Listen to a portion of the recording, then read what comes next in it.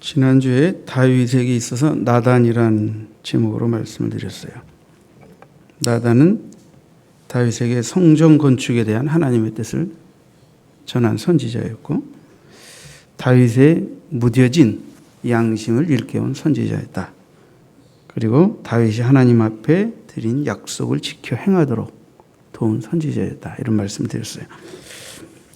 오늘은 지난주에 일대지에 성전 건축에 관한 뜻을 전한 그 계시를 받고 다윗이 하나님 앞에 감사 기도를 올리는 내용이 오늘 본문이에요. 이 본문 속에서 좀 다윗의 모범적인 기도의 어떤 특징들을 여러분들과 나누기를 원합니다. 다윗은 성전 건축을 위한 선한 소원을 마음에 담았어요. 그리고 나단 선지자는 그걸 알아서 마음이 있는 것을 하라고 했는데, 하나님이 나단에게 계시하시기를 다윗이 내전을 건축하겠느냐? 내가 광야에서 또는 이스라엘 백성들에게 축복한 어느 집바에게서 나를 위하여 전을 건축하라고 내가 말한 적이 있느냐? 그렇게 말씀하시면서 오히려 내가 네 집을 세워주겠다라는 말씀을 하셨어요. 물론 이제 다윗이 하나님 앞에 나단 선지자를 통하여 성전 건축에 대한 소원을 완곡하게 거절받습니다. 하나님 앞에. 그리고 네에게서 나올 자녀가 대전을 건축할 것이다. 그래서 다윗은 자녀를 통하여 성전 건축을 할 수 있게 되고, 그것을 위해서 준비할 수 있는 은혜까지 허락받게 돼요. 그래서 성전 건축에 대한 거룩한 뜻이 그를 통해서 건축되는 것에 대해서는 하나님이 거절하셨지만, 또한 그가 그 성전 건축의 모든 것들을 위해서 헌신하고 그 마음을 드릴 수 있도록 하신 것에 대해서는 하나님께 허락받는 이런 장면이 있었어요. 하나님은 다윗에게 7장 11절에 보면 여호와가 또 내게 이르노니 여호와가 너를 위하여 집을 짓고 내 수완이 차서 내 조상들과 함께 누울 때에 내가 내 몸에서 날 내 씨를 내 뒤에 세워 그의 나라를 견고하게 하리라. 그는 내 이름을 위하여 집을 건축할 것이요 나는 그의 나라 왕위를 영원히 견고하게 하리라. 자, 하나님은 성전 건축을 하려는 그 마음을 하나님께서 다윗을 통해 직접 짓게 허락하시진 않았어도 그 마음을 기쁘게 받으셨어요. 그리고 오히려 다윗에게 그가 존귀케 되고 또 이스라엘의 안정과 번영, 그가 통치하는 동안에 이스라엘의 안정과 번영을 약속하시고, 그리고 내 씨에서 왕조가 나오고 그 왕조는 영원할 것이다 라는 약속을 하시게 됩니다. 우리는 여기서 이제 조금 하나 풀어야 될 숙제가 있는데, 하나님은 다윗 왕조를 영원할 것이라고 말씀하셨지만 실제 다윗 왕조는 400년 만에 끝나게 됩니다. 그러면 내 위는 영원할 것이라고 약속하셨는데 400년 만에 다윗의 왕조는 끝났잖아요. 그럼 이것은 뭘 의미한 것이냐? 그 당대의 왕조 가운데 그 왕조가 400년씩이나 되는 왕조는 드뭅니다. 지금도 역사 속에서 한 왕조가 400년을 이은 왕조, 제가 역사학자가 아니라서 조사를 안 해봐가지고 한번 여러분들 연구해 보세요. 응? 얼마나 있나? 근데 다윗 이후의 시대에는 있었는지 내가 조사를 안 해봤으니까 모르겠는데 하여튼 그때까지는 없었어요. 한 왕조가 400년씩 이어간다는 건 불가능했어요. 그런데 하나님은 내 위가 영원할 것이라고 말씀하시죠. 그럼 이게 뭔 뜻이냐는 거예요. 이것을 이해시키도록 하기 위해서 누가복음 1장 31절에 보면 예수 그리스도께서 이 땅에 태어나실 때 도와주세요. 그 의미를 좀 성경은 이야기하고 있는데, 누가복음 1장 31절에 보면요, 제가 읽어보겠습니다. 누가복음 1장 31절에 보면 보라 내가 잉태하여 아들을 낳으리니 그 이름을 예수라 하라. 그가 큰 자가 되고 지극히 높으신 이의 아들이라 일컬어질 것이요. 주 하나님께서 그 조상 다윗의 왕위를 그에게 주시리니 영원한 야곱의 집을 왕으로 다스릴 것이며 그 나라가 무궁하리라. 그러면 하나님이 다윗에게 네가 내 집을 건축하겠느냐, 내가 네 집을 세우리라고 말씀하셨을 때 그것은 개인적으로는 다윗 가문의 축복, 다윗이 다스리는 동안의 이스라엘의 축복, 그리고 다윗이 혈통으로 이어지는 계속된 왕권의 복까지만 말씀하신 게 아니라는 거예요. 그 왕권이 영원할 거다라고 말하는 것은 다윗의 혈통으로 이 땅에 오시는 다윗의 후손 예수 그리스도를 통하여 영원한 하나님 나라의 왕권이 실현될 것이다 라는 부분까지 언급하고 있다 하는 것입니다. 그러니까 다윗이 성전을 건축할 마음을 품었을 때 하나님이 다윗을 향하여 내가 네 집을 짓겠다라고 말하는 것은 단순한 다윗 가문의 현재적 육신적 복만을 말하는 것은 아니다 하는 걸 알 필요가 있습니다.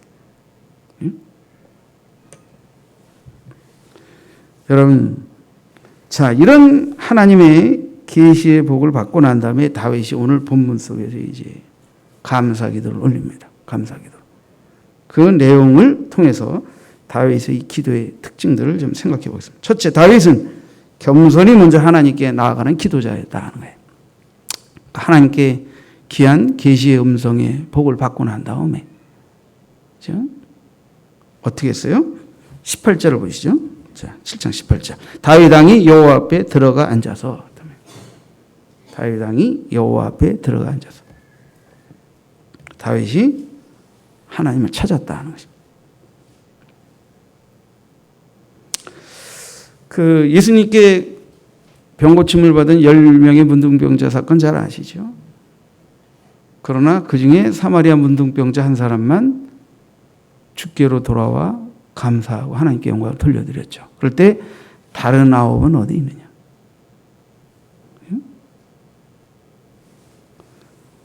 여러분, 하나님이 계시하시고 응답하시고 만나주셨을 때 우리도 하나님을 먼저 찾고 하나님께 먼저 나아가 감사 올리는 이런 경건의 습관을 가져야 할 줄 믿습니다. 어제는 또 이번 주간에 기쁜 일이 있었어요. 우리 또 안수 집사님 사위가 중령으로 진급을 했는데 우리 또 소희 집사가 목사님께 또 전화를 해서 목사님 기도해 주셔서 고맙습니다.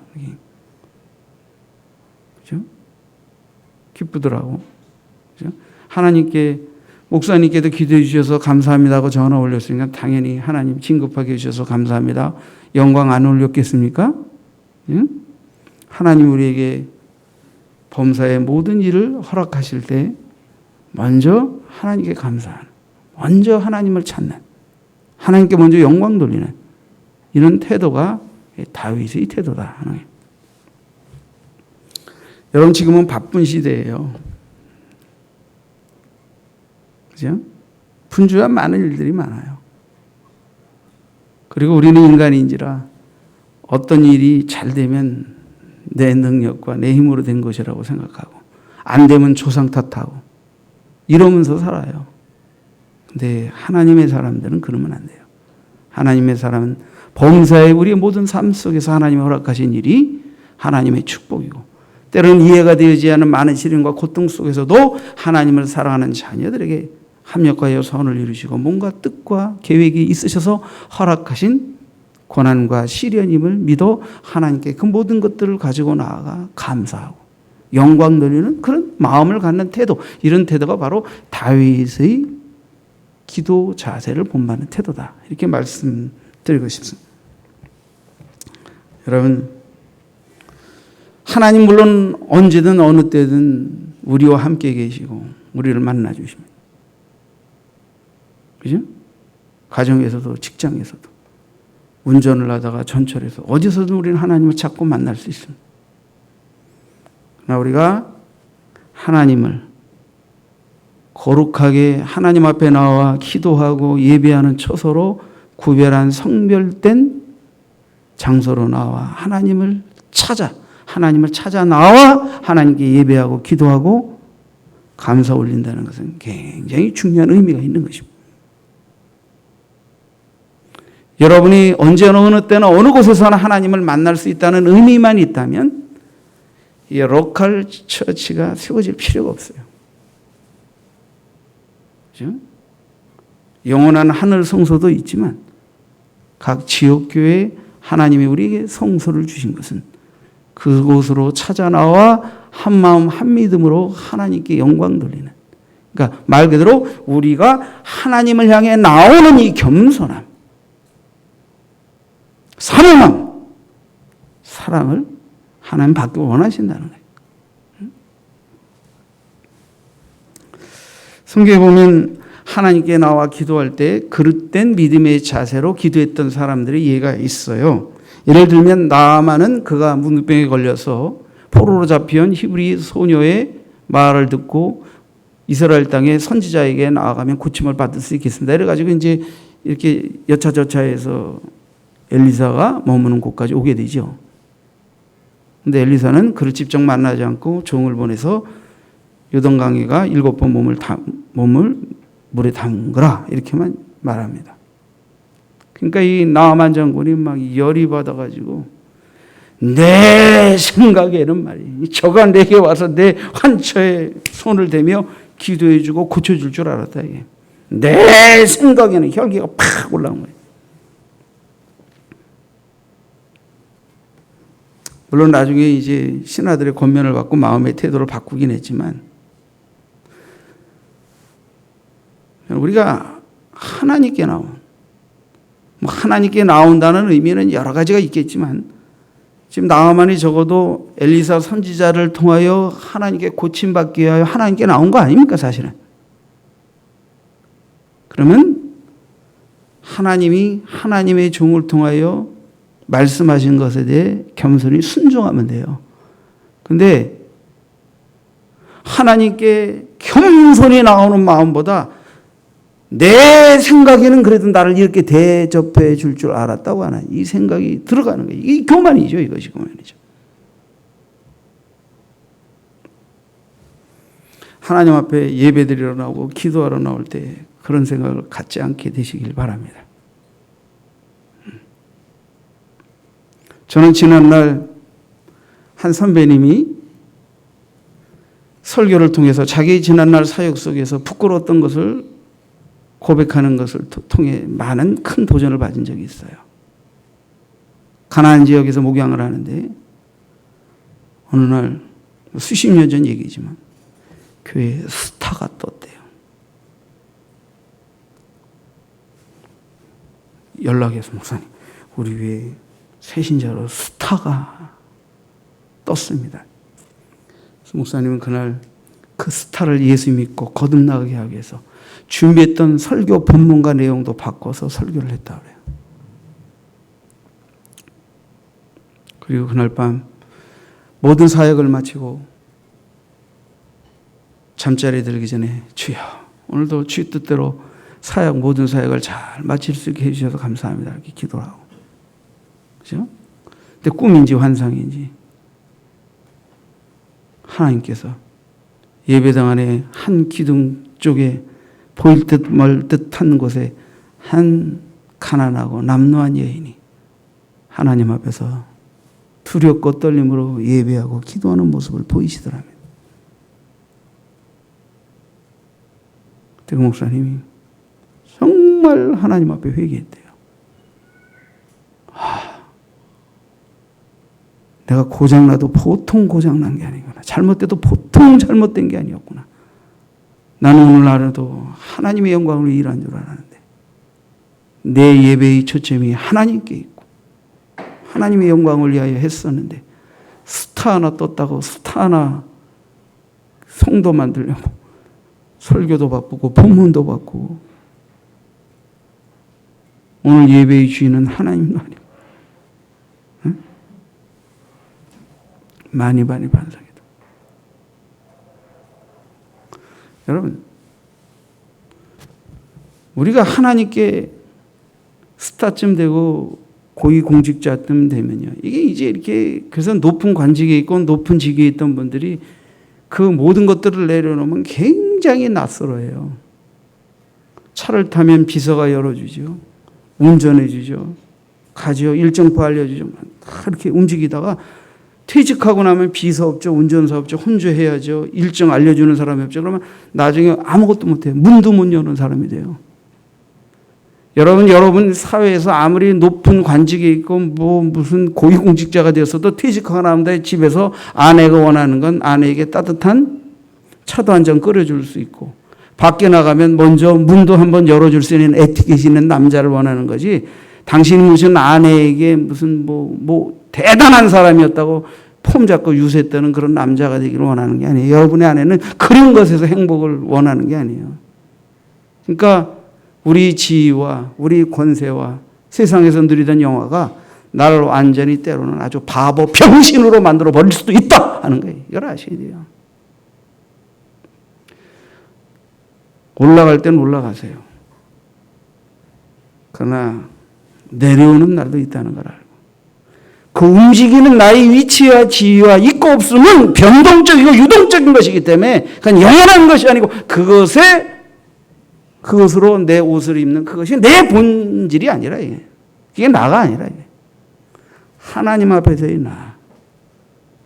영혼은 성결한 나로 돌아와서 아내도 남편도 자식도 이웃도 대할 수 있어야 하는 거예요. 그러니까 그런 분들이 교회 나왔는데 교회에서 별로 이렇게 대수롭지 않게 반겨주지 않은 것 같으면 이 교회에 사랑이 없어 이럴 수 있지 않겠습니까? 우리 선배님 교회 어느 교회 신앙생활하다 아마 먼 곳에서 이사 오셔가지고 어느 교인이 이렇게 교회를 나왔대요. 그래서 이제 한 석 달 나오셨는데 어느 날 전화를 했대, 목사님한테. 목사님! 왜 그러십니까? 정말 내 이 교회 못 다니겠습니다. 왜 무슨 일이 있으십니까? 아니 어떻게 내가 이 교회 나온 지 석 달이나 됐는데 아무도 인사도 어떻게 나오시면 아는 척하는 사람도 없고 어떻게 이렇게 사람도 없고 이렇게 냉랭하고 이게 뭔 교회가 있다입니까? 도저히 못 다니겠습니다. 대배 아침 그냥 목사님의 칼침이 날라오는 거예요. 그 목사님이 어쩔 줄 몰라 하다가 순간적으로 기도하는데 하나님이 지혜를 주시더래요. 맞습니다, 집사님. 우리 교회가 부족한 것 투성입니다. 성도가 새로 왔을 때, 낯선 사람이 왔을 때 따뜻하게 사랑으로 맞을 줄 모르는 정말 사랑이 부족한 게, 그래서 하나님께서 집사님을 보내셨나 봐요. 집사님이 좀 제발 우리 교회 이 부족한 면을 채워서 집사님 때문에 우리 교회가 사랑이 있는 교회, 그런 교회로 만들어 주실 수는 없겠습니까?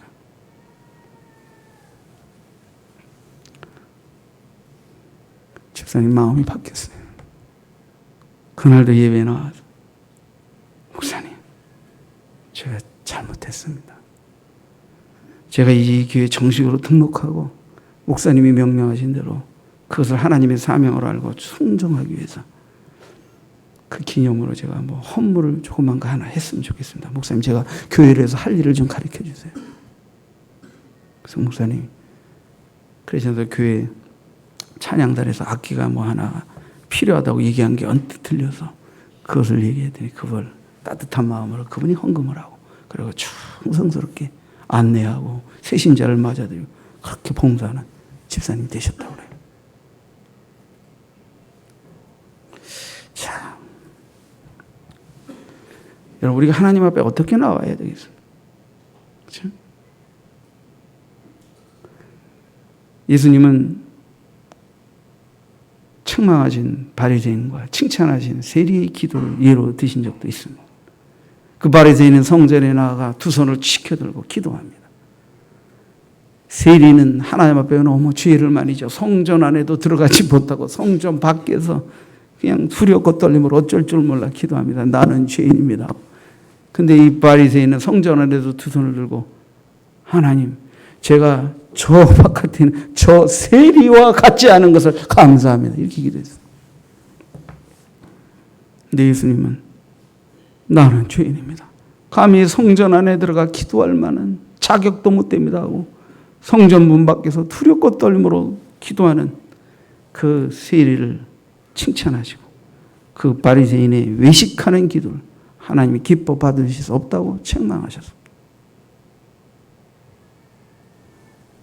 여러분, 하나님을 겸손히 먼저 찾아야 이게 바른 기도 자세입니다.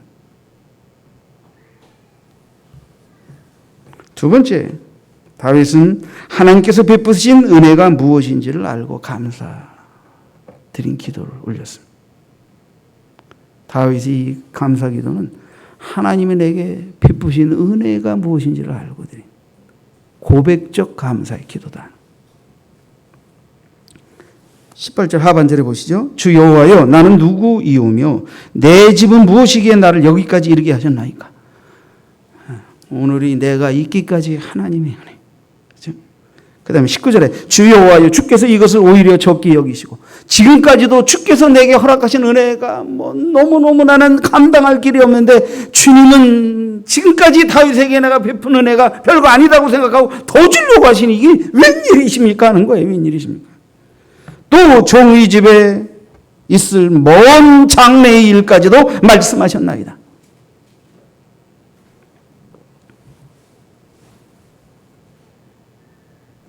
주 여호와여 이것이 사람이 법이니이다. 주 여호와는 주의 종을 아시오니 다윗이 다시 주께 무슨 말씀을 하오리까.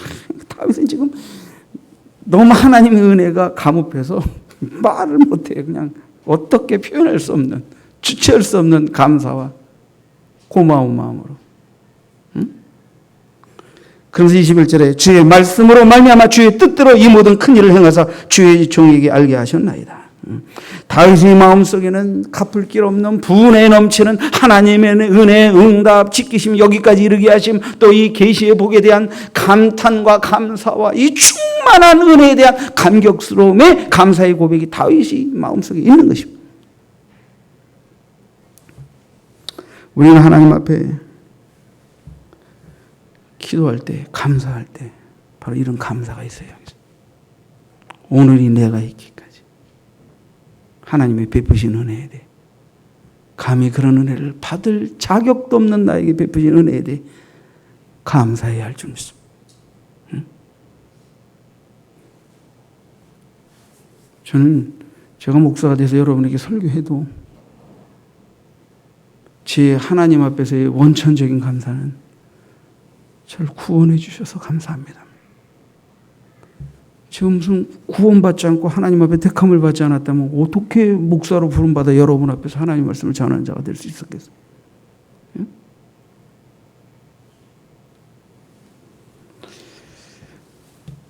여러분, 다윗은 하나님 앞에서 정말 자신은 너무나도 누추하고 미천한 자에 불과한데 하나님은 그 존귀하신 하나님은 나를 귀히 여겨주시고 높여주시고 축복해주시고 정말 받지 없기 민망할 정도로 은혜와 복을 허락하셨다는 것을 감사드리고 있는 것입니다.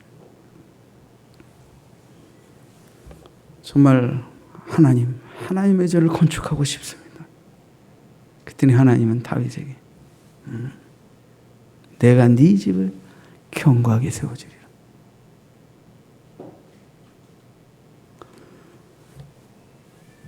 여러분, 우리도 하나님의 전의 역사를 이루었습니다만 참된 성전 건축이 뭘까요? 다윗이 하나님 앞에 하나님의 집을 지어드리겠습니다. 그러니까 네가 내 집을 짓겠느냐? 내가 네 집을 세울 것이다. 근데 거기에는 단순히 다윗의 집, 다윗의 나라 그것만 있습니까? 예수 그리스도를 통한 영원한 하나님의 백성으로서 그들을 세우시겠다는 하나님의 놀라운 비전의 응답이 거기에 담겨져 있는 줄 믿습니다. 진정한 의미의 성전 건축은 하나님을 위해 집을 짓는 게 아니에요. 우리도 96년도에 하나님의 집을 지으라는 응답과 명령을 하나님께 받아서요. 이렇게 성전 역사를 이루었지만 저는 그때 하나님을 집을 지으라는 의미를 놓고 기도할 때 하나님이 제게 깨닫게 해주신 것이 뭐냐면 우리가 하나님을 위하여 집을 지을 수는 없다는 거예요. 뭘 우리가 하나님을 집을 위해 집을 지어가지고 뭘 하나님을 어떻게 위해드리겠다는 겁니까? 하나님 저에게 다시 말씀하셨어요. 내가 너희를 하나님의 성전들로 세워가리라. 그런 세움의 외적인 표현으로 내 집도 지어질 것이다 하는 거예요. 바로 다윗에게 한 응답 아닙니까? 하나님의 집을 짓고 싶습니다. 내가 너를 위하여 집을 짓겠다. 성전 건축은 건물 짓는 게 아닙니다. 하나님을 위하여 예배의 처소인 건물만을 짓는 게 성전 건축이 아니에요. 그렇게 성전을 하나님을 위해 지으려고 했던 사람들이 다 자빠지고 깨어지고 성전 잘못 지어서 죽은 목사님들도 있고 파산한 교회들도 있고 얼마나 많은지 아십니까? 성전 건축은 그렇게 하는 게 아니에요. 성전 건축은 우리가 하나님을 위해 집을 짓겠습니다. 그럴 때 하나님이 다윗에게 말씀하신 거죠. 내가 너희를 위하여 집을 세워줄 것이다. 우리 하나하나가 예수 믿고 거듭나서 우리 하나가 그리스도 안에서 하나 되어 서로 성전들이 되어 연합하여 하나님의 나라를 위한 집부로 세워져가는 그 내적인 성전 건축의 외적 표현이 성전 건축일 뿐입니다. 그런 내적 하나님의 은혜 아래서 내 가정이 우리 교회가 하나님의 나라가 세워져가는 하나님의 집을 세워지시는 은혜의 역사 속에서 그 열매로 성전 건축도 있게 되는 줄 믿습니다. 그러므로 성전 건축 잘해야 돼요. 잘못하면 하나님의 영광을 해야 한다고 했다가 저주로 끝나기 쉬운 게 성전 건축입니다. 진짜 하나님의 기뻐 받으시고 우리에게 이렇게 복을 주시고 영광 받으셨다고 하는 그런 성전 역사를 이루어야 할 줄 믿습니다.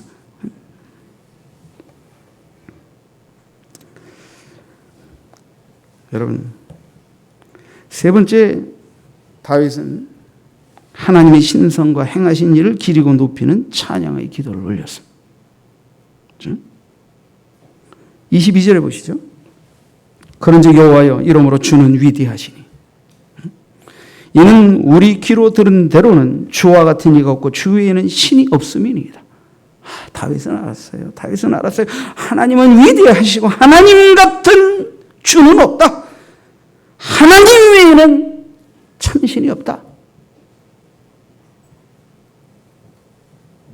여러분, 이것은 신약 성경에 오직 예수의 다른 이름으로 구원 얻을 이름을 주신 일이 없는 유일하신 참되신 하나님을 높이는 믿음.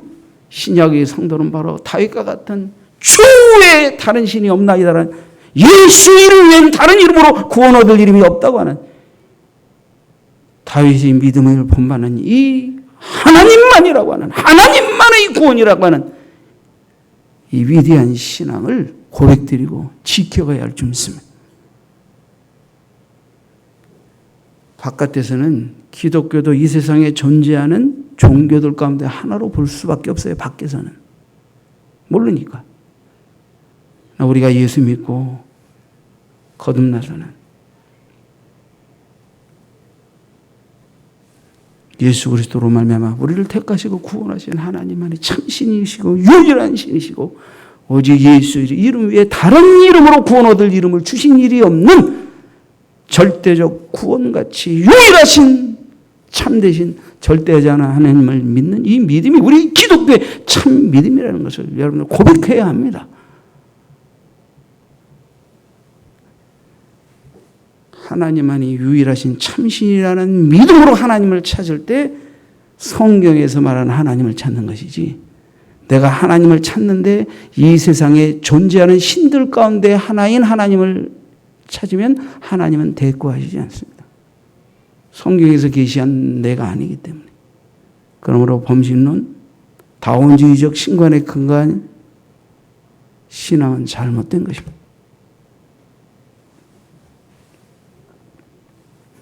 (23절에) 땅의 어느 나라가 주의 백성 이스라엘 같으리까? 하나님이 가서 구속하사 자기 백성으로 삼아 주의 명성을 내시며 그들을 위하여 큰 일을, 주의 땅을 위하여 두려운 일을 애국과 많은 나라들과 그의 신들에게 구속하신 백성 앞에서 행하셨사오니 주께서 주의 백성 이스라엘을 세우사 영원히 주의 백성으로 삼으셨사오니 여호와여 주께서 그들이 하나님이 되셨나이다.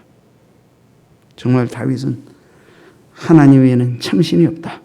하나님은 그 백성을 구원하셨고 그 나라를 세우셔서 영광받고 하나님이 살아계심을 드러내기를 원하셨다는 이 놀라운 찬양, 하나님을 높이는 이 찬양의 고백의 기도를 올렸던 것입니다. 여러분, 그러므로 기도 속에는 내가 찾아 나와 기도하는 하나님이 누구신가에 대한 참된 이 내 고백의 찬양이 있어야 합니다. 성경에서 계시된 하나님을 지식으로만 아는 게 아니라 내 삶 속에서 과연 내가 이렇게 하나님을 알았는데 하나님은 정말 나에게서 그런 하나님이십니다 라는 고백으로 찬양을 하며 하나님을 기리고 높일 수 있어야 하는 것입니다. 다윗은 바로 그러한 기도를 올렸던 것입니다. 네 번째는 말씀하신 대로 뜻대로 이루어지실 것을 믿는 믿음의 간구를 올렸습니다. 네가 내 집을 세우겠느냐, 내가 내 집을 세우리라라고 말씀하셨는데, 자, 여러분 19절을 보시죠. 19절 하반절에 종의 집에 있을 먼 장래일까지 말씀하셨나이다. 그 먼 장래일, 종의 집의 먼 장래일이 단순히 다윗의 집이 잘되고 다윗의 자손이 왕권이 튼튼해지고 다윗이 통치하는 그 백성이 복을 받고 여기에서 끝나는 것입니까? 그 먼 장래일이 무엇입니까? 다윗의 후손으로 오신 예수 그리스도로 말미암은 하나님의 나라의 역사를 말하는 것 아닙니까? 그 예수 이름으로 구원 얻고 그 예수님이 왕이 되셔서 온 천하 만물을 다스리시는 이 놀라운 영원한 왕권, 이 왕위가 내 위를 통하여 이루어질 것이라고. 그래서 신약 성경의 공관복음에는 예수를 향하여 다윗의 자손 예수여, 다윗의 자손 예수여, 다윗의 자손 예수여 항상 그렇게 높였던 것입니다. 그러니까 사람들이 예수님을 육신적 혈통으로는 다윗의 자손으로 오셨는데, 근데 예수님 뭐라고 말씀하십니까?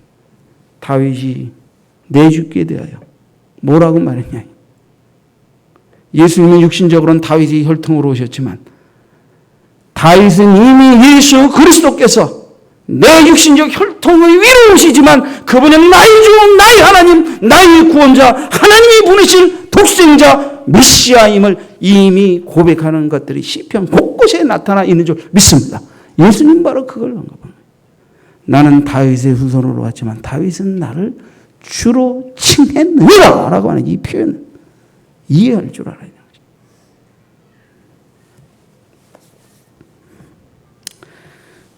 다윗은 하나님이 말씀대로 약속하시고 그 뜻대로 말씀을 통해 보여주신 것을 근거로 기도합니다.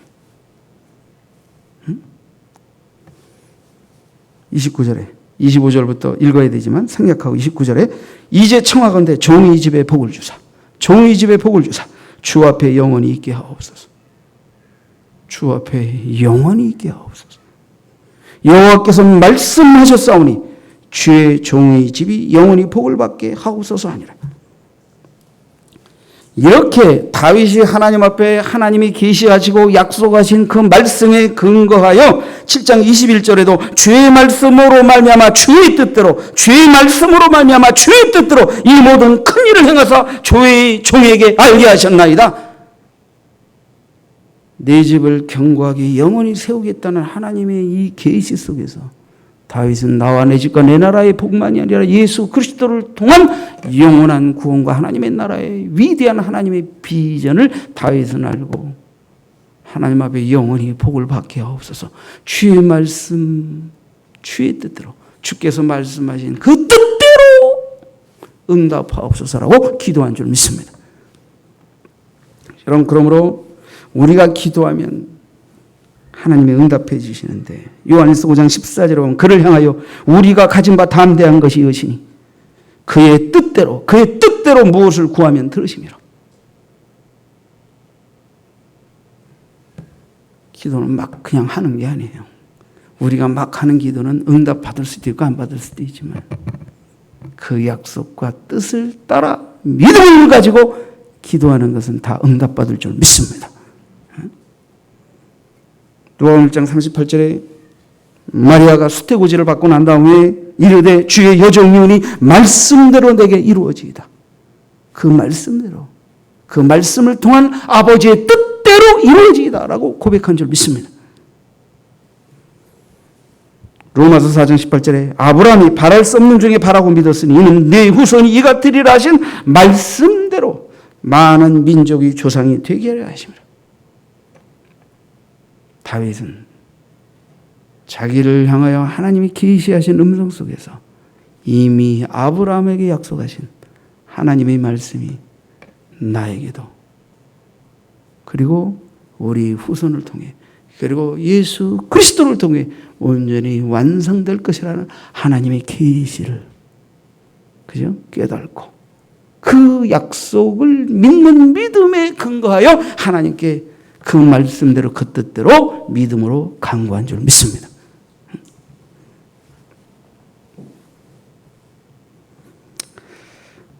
여러분, 다윗의 감사의 모범 기도.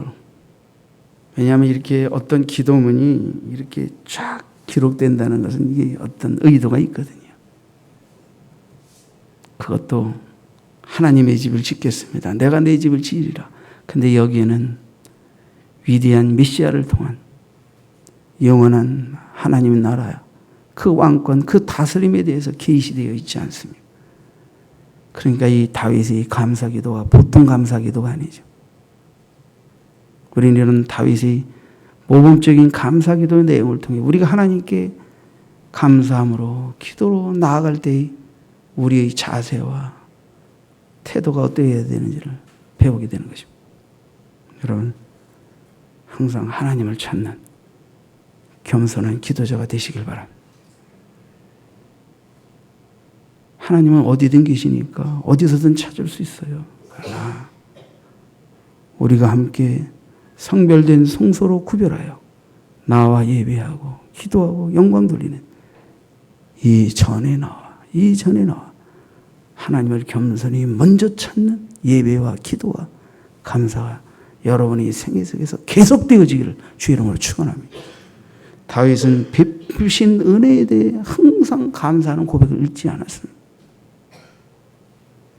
다윗은 하나님을 높이고 기리며 그분이 행하신 일을 듣기만 한 그분에 대한 것이 나의 삶을 통해서도 나타났다는 것을 확인하고 그분을 높이고 기리는 찬양의 고백을 하나님께 드렸습니다.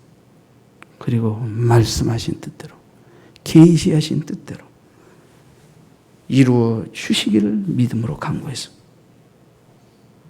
여러분도 이런 다윗의 기도의 자세와 기도의 모범을 쫓아 하나님께 기도하고 감사하고 찬양하고 겸손히 하나님을 찾음으로 성경에 계시되고 약속된 하나님이 나의 삶에도 그 하나님이 맞다라고 정말 감격과 놀라움 속에서 하나님께 영광 돌리는 여러분의 기도의 삶이 되기를 주의 이름으로 축원드립니다. 기도하겠습니다.